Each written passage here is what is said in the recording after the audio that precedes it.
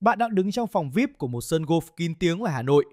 Trước mặt là một chủ tịch tỉnh, một giám đốc sở và vài doanh nhân đang cụng ly, cười nói như anh em một nhà. Điện thoại bạn vừa hiện tin nhắn. Anh yên tâm, gói thầu đó bên em lo được. Chỉ 10 năm trước, bạn còn là sinh viên xây dựng ngủ phòng trọ ruột nước, đi phụ hồ cuối tuần để đóng học phí.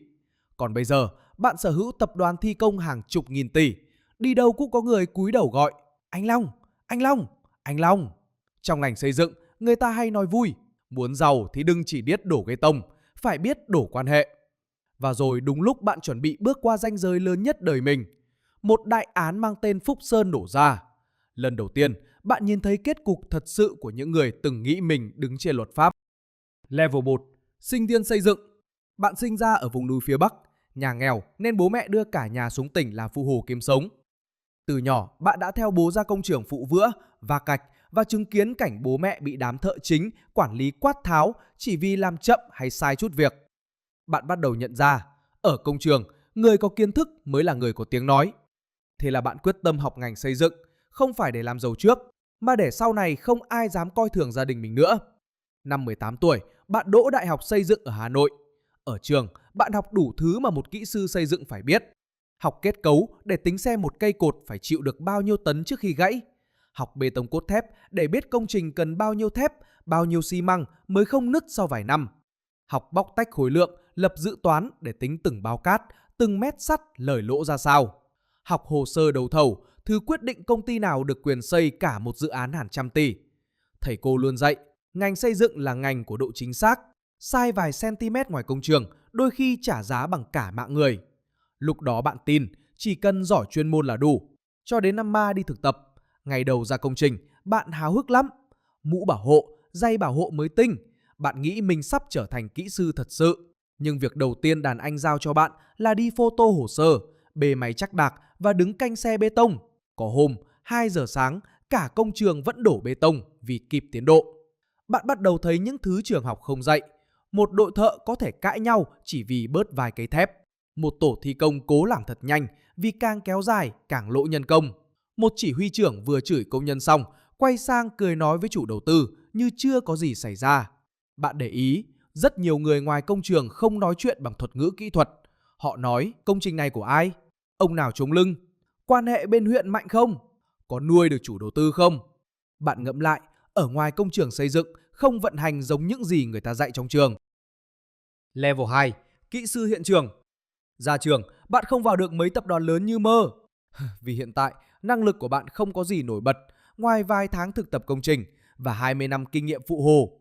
Bạn xin vào một công ty xây dựng tư nhân chuyên nhận thầu công trình hạ tầng ở tỉnh với vị trí kỹ sư giám sát hiện trường.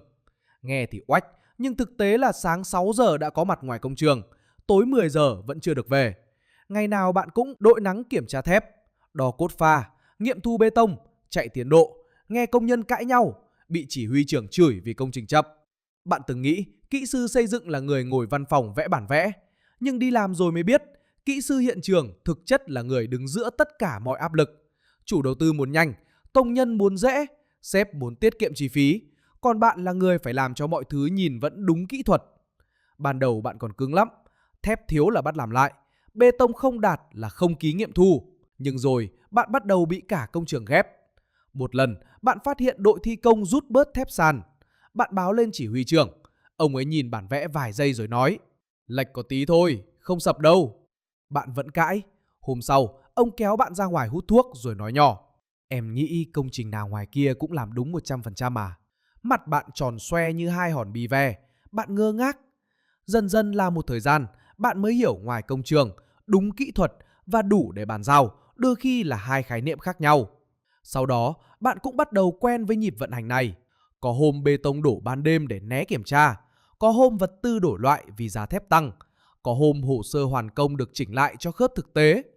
Mọi thứ luôn có lý do rất hợp lý để kịp tiến độ, để tối ưu chi phí, để công trình không bị lỗ. Bạn bắt đầu hiểu vì sao nhiều kỹ sư mới ra trường rất nhiệt huyết, nhưng vài năm sau ai cũng giống nhau. Không phải họ ngu đi, mà vì công trường dạy họ muốn tồn tại thì phải biết im lặng đúng lúc. Khoảng thời gian đó, bạn cũng lần đầu tiếp xúc với các đoàn thanh tra, giám sát và chủ đầu tư. Trước ngày nghiệm thu, công ty luôn chuẩn bị phong bì, rượu ngoại, golf vui chơi giải trí. Không ai gọi đó là hối lộ, người ta gọi là chi phí bôi trơn. Bạn để ý, có những công ty kỹ thuật bình thường nhưng vẫn nhận được rất nhiều dự án. Lý do không nằm ở máy móc hay nhân lực, mà nằm ở việc họ quen ai. Level 3. Kỹ sư đấu thầu. Sau gần 2 năm lăn ngoài công trường, bạn được sếp kéo lên văn phòng tổng công ty. Lý do rất đơn giản. Bạn vừa biết kỹ thuật, vừa biết cách làm việc với chủ đầu tư, lại còn nghe lời nữa. Từ đó, cuộc sống của bạn chuyển từ mùi bê tông, sắt thép sang hồ sơ, số liệu và những cuộc họp kín. Công việc mỗi ngày là bóc tách khối lượng, lập giá dự thầu, làm hồ sơ năng lực, tính giá vật tư, tính nhân công, chỉnh từng file PDF trước giờ nộp thầu. Bạn cũng hiểu, trúng thầu không phải cứ bỏ giá thấp là thắng. Có những gói thầu mà trước ngày mở hồ sơ, công ty đã biết gần như chắc chắn ai sẽ trúng. Một lần, bạn hỏi trưởng phòng, nếu biết trước rồi thì đấu thầu làm gì nữa anh nhỉ? Ông ấy cười, đấu thầu là để hợp thức hóa người thắng thôi em dai. Ban đầu bạn không tin, cho đến khi chính tay mình làm hồ sơ quân xanh quân đỏ. Cho anh em nào không biết thì quân đỏ, người được chọn là nhà thầu đã được chủ đầu tư chỉ định ngầm hoặc có sự mấp nối từ trước. Quân xanh, người đóng thế là các nhà thầu tham gia chỉ để cho đủ số lượng theo quy định. Thường là tối thiểu 3 nhà thầu. Một công ty sẽ đứng tên đấu thật, vài công ty quen khác nộp hồ sơ tượng trưng để đủ quy trình cạnh tranh. Có bên bỏ giá cao bất thường, có bên sai lỗi rất vô lý, có bên thiếu đúng một tờ giấy, và cuối cùng công ty đã được chọn từ trước sẽ thắng. Mọi thứ nhìn bên ngoài vẫn hợp pháp tuyệt đối. Bạn bắt đầu theo sếp đi gặp các mối quan hệ. Ban ngày là họp dự án, ban đêm là bàn nhậu. Ở đó, bạn thấy doanh nghiệp ngồi chung với lãnh đạo địa phương, chủ đầu tư gọi nhau bằng anh em. Các gói thầu vài trăm tỷ được nói chuyện nhẹ như đang mua bán lô đất. Tất nhiên là không ai lại nói thẳng, đưa tiền đây để trúng thầu. Mà người ta dùng những câu kiểu, doanh nghiệp phải biết đồng hành với địa phương. Có qua có lại thì mới làm ăn lâu dài. Muốn có việc thì phải biết quan hệ. Bạn cũng dần trở thành người đi gửi hồ sơ. Có hôm là quà Tết, có hôm là sinh nhật khách, sinh nhật vợ khách, sinh nhật mẹ khách, sinh nhật con khách. Có hôm là vali tiền mặt mà bạn không được phép hỏi bên trong có bao nhiêu. Lần đầu cầm túi tiền đi theo sếp, tay bạn run run. Nhưng người bên kia nhận rất tự nhiên, giống như chuyện đó xảy ra hàng ngày. Sau vài năm, công ty bạn trúng thầu liên tục. Từ trường học, đường huyện, khu tái định cư, cho tới cả những dự án nghìn tỷ. Sếp bắt đầu mua xe sang, mở thêm công ty con, quan hệ ngày càng rộng. Còn bạn cũng đổi đời thật. Bạn mua được nhà cho bố mẹ, điện thoại đổi liên tục, lương thưởng cao hơn tất cả bạn bè cùng khóa cộng lại. Nhưng càng đi sâu, bạn càng nhận ra rất nhiều công trình ngoài kia được quyết định không phải ở công trường, mà ở những mối quan hệ phía sau. Level 4. Trưởng phòng đấu thầu. Năm 32 tuổi, trải qua bao nắng mưa thủ đoạn, bạn đã được ngồi vào vị trí trưởng phòng đấu thầu. Lúc này, bạn không còn là thằng kỹ sư ngồi sửa hồ sơ tới 2 giờ sáng nữa. Bây giờ, chính bạn là người quyết định gói nào nên theo, gặp ai trước ngày mở thầu, chi bao nhiêu cho quan hệ và chọn công ty nào làm quân xanh quân đỏ. Bạn hiểu vì sao nhiều doanh nghiệp xây dựng phất lên nhanh khủng khiếp. Vì nếu đã có quan hệ đủ mạnh, tiền gần như tự chảy về. Một dự án hạ tầng vài nghìn tỷ chỉ cần ăn chênh vài % là đủ giàu hơn cả đời người bình thường cộng lại. Và ngành này có vô số cách để lấy phần chênh đó. Ví dụ, nâng giá vật liệu, khai khống khối lượng, kéo dài tiến độ để phát sinh vốn, dùng công ty sân sau cung cấp vật tư, hoặc dàn xếp quân xanh quân đỏ để hợp thức hóa đấu thầu. Trên giấy tờ, mọi thứ vẫn đúng quy trình, chỉ có tiền là âm thầm đổi hướng. Bạn bắt đầu được tham gia nhiều cuộc gặp kín hơn, không còn là quán nhậu bình dân nữa, mà là sân golf, resort, phòng VIP karaoke, những chuyến khảo sát dự án toàn doanh nhân với lãnh đạo địa phương. Ở đó, mọi người nói chuyện rất tự nhiên. Một bên cần dự án, một bên có quyền ký, và cả hai đều hiểu muốn hợp tác lâu dài thì phải biết điều. Khoảng thời gian đó, cả ngành xây dựng chấn động vì đại án tập đoàn Phúc Sơn. Ngày nào mở điện thoại lên, bạn cũng thấy báo chí đăng tin về Nguyễn Văn Hậu, hay còn gọi là Hậu Pháo. Xuất phát điểm chỉ là một thợ sơn, rồi chủ doanh nghiệp nhỏ tại huyện Vĩnh Tường. Nhưng chỉ trong thời gian ngắn, Hậu đã leo level thần tốc, trở thành ông chủ tập đoàn đa ngành, sở hữu hàng loạt dự án nghìn tỷ tại Vĩnh Phúc, Quảng Ngãi, Phú Thọ và Khánh Hòa. Nhưng thứ khiến cả ngành sốc không phải là sự giàu nhanh, mà là cách họ thao túng hệ thống. Theo kết luận điều tra và bản án sơ thẩm năm 2025 từ cơ quan điều tra, Tập đoàn Phúc Sơn đã thông đồng đấu thầu, dùng quân xanh quân đỏ để thâu tóm dự án, lập khống hồ sơ, vi phạm kế toán, gây thiệt hại ngân sách hơn 1.168 tỷ đồng. Đặc biệt là trốn thuế hơn 504 tỷ đồng thông qua hệ thống sổ sách hai mặt. Cơ quan điều tra xác định Nguyễn Văn Hậu đã chi hơn 132 tỷ đồng để đưa hối lộ.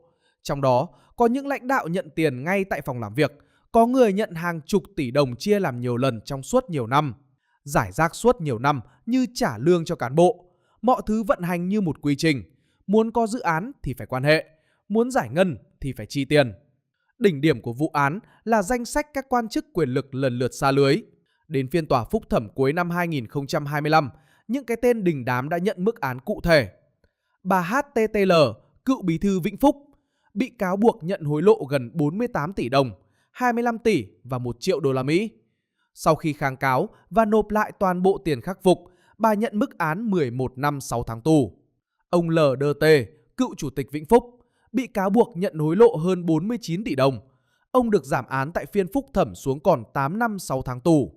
Ông PHA, cựu phó bí thư Vĩnh Phúc, nhận mức án 6 năm tù. Nguyễn Văn Hậu, hậu pháo, là bị cáo nhận mức án cao nhất. Tổng hợp các bản án về đưa hối lộ, vi phạm đấu thầu, kế toán và lừa đảo tại dự án sân bay Nha Trang, hậu pháo phải chấp hành hình phạt 30 năm tù giam, mức tối đa của tù có thời hạn. Chi tiết gây ám ảnh nhất là hình ảnh hậu pháo đề nghị bán 501 lượng vàng cá nhân để nộp 60 tỷ đồng khắc phục hậu quả ngay tại tòa. Ngoài ra, hai cựu thiếu tướng quân đội cũng vướng lao lý do sai phạm liên quan đến đất quốc phòng tại sân bay Nha Trang. Để có cái nhìn tổng quát về quá trình mà hậu pháo leo nhanh như vậy, chúng ta cùng nhìn lại từ năm 2004 đến 2010. Ít ai ngờ rằng, trước khi trở thành một ông trùm, Nguyễn Văn Hậu chỉ là một thợ sơn tại huyện Vĩnh Tường, Vĩnh Phúc. Trong quá trình làm nghề thợ sơn, Hậu có cơ hội tiếp cận và sửa sang nhà cửa cho nhiều gia đình cán bộ tại địa phương. Đây là lúc Hậu bắt đầu học cách quan sát và xây dựng các mối quan hệ đồng hương, họ hàng.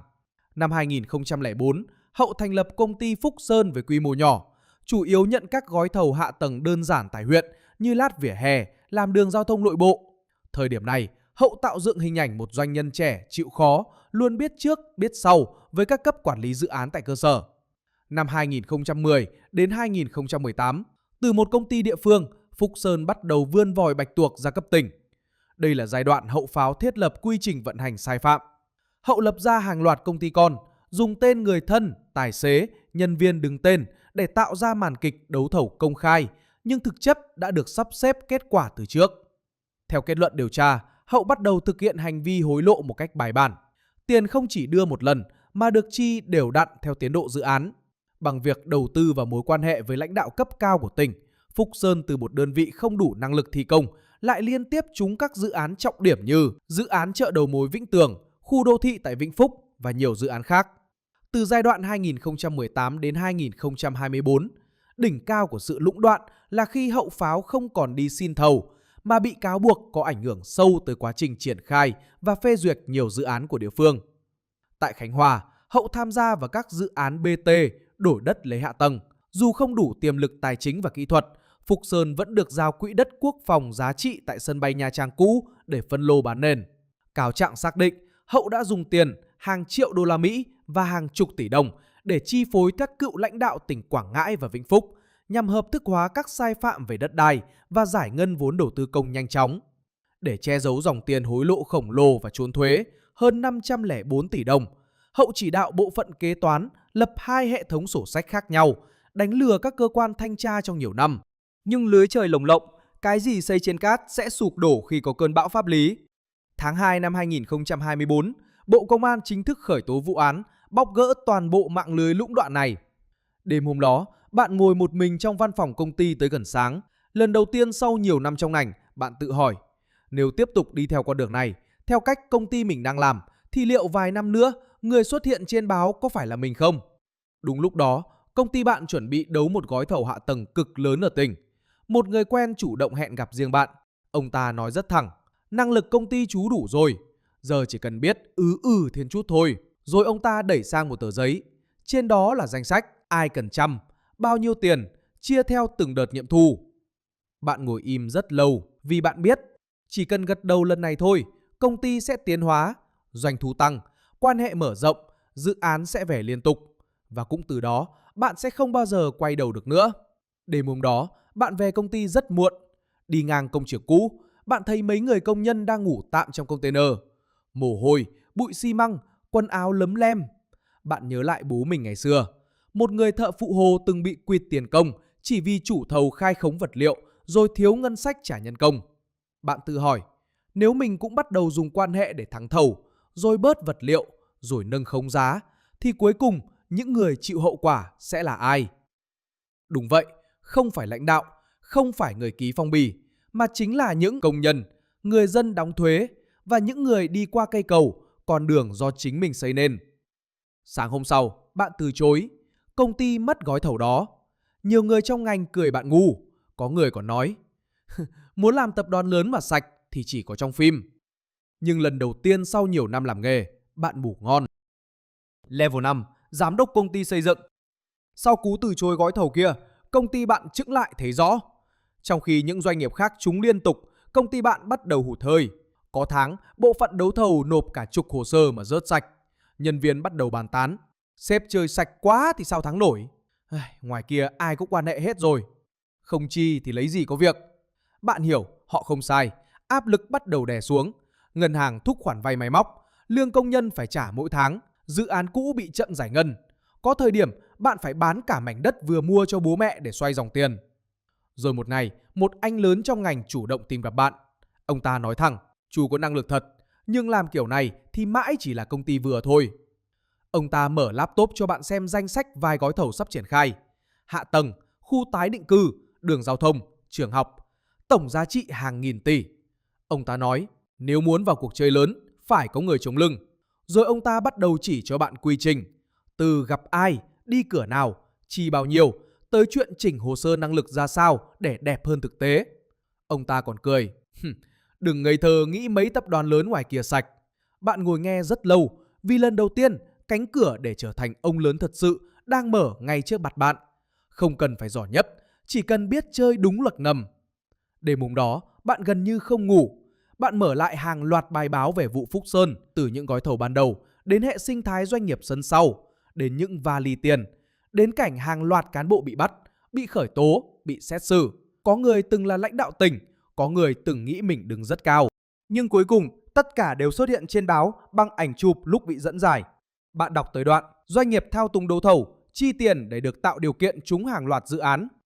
Rồi im lặng rất lâu vì bạn nhận ra con đường mình sắp bước vào chính là con đường đó. Chỉ khác là phiên bản nhỏ hơn và chưa bị phát hiện thôi. Sáng hôm sau, bạn triệu tập cuộc họp công ty. Bạn nói thẳng, từ giờ công ty không làm hồ sơ quân xanh quân đỏ, không nâng khống vật liệu, không đi cửa sau để lấy thầu, không chia phần trăm nghiệm thu. Cả phòng không ai dám nói câu gì. Có một trưởng phòng hỏi lại, nếu vậy thì lấy gì cạnh tranh? Bạn đáp, bằng chất lượng thật, khả năng thật.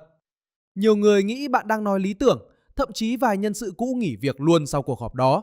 Họ sang công ty khác dễ kiếm tiền hơn. Khoảng thời gian sau đó cực kỳ khó khăn. Bạn bắt đầu cắt gần hết chi phí hình thức, bỏ văn phòng sang trọng, bán xe sang, dừng các cuộc tiếp khách xa hoa. Thay vào đó, bạn dồn tiền vào kỹ sư, máy móc, quy trình và chất lượng thi công thật.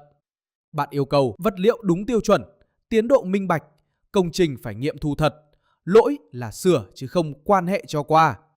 Ban đầu công ty phát triển rất chậm, nhưng vài năm sau, những công trình do công ty bạn làm bắt đầu có uy tín thật sự, tiếng lành đồn xa, không phải vì quen ai, mà vì làm xong ít lỗi, không rút ruột, không đội vốn quá mức và bàn giao đúng cam kết.